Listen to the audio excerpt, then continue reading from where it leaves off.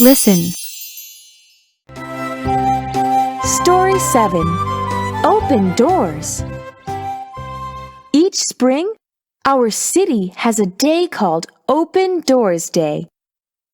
On this day, many old and interesting buildings are open to everyone to visit.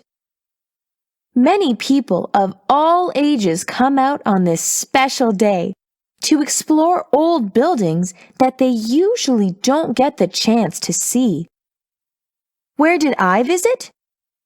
My dad and I visited the water plant. That's where water is treated before it is sent to homes. It was so interesting.